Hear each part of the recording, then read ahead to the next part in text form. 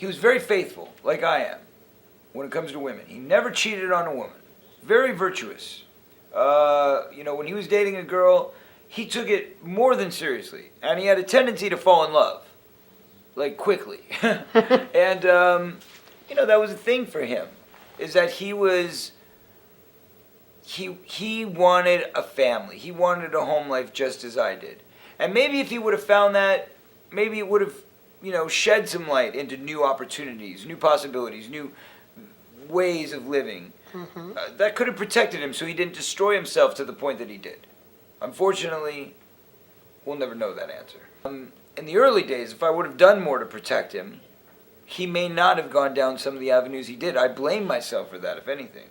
However, later in life, as I got my stuff together, and I had the wherewithal to be able to do the right things, I then turned it around and said, okay, now I can do what I can.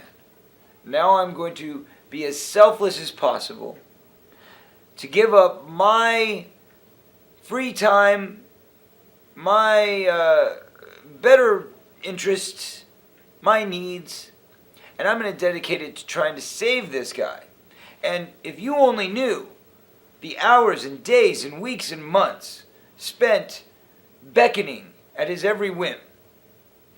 Because when you're dealing with somebody that's got addiction to that level, drug addiction, alcoholism, it is a 24-hour-a-day job.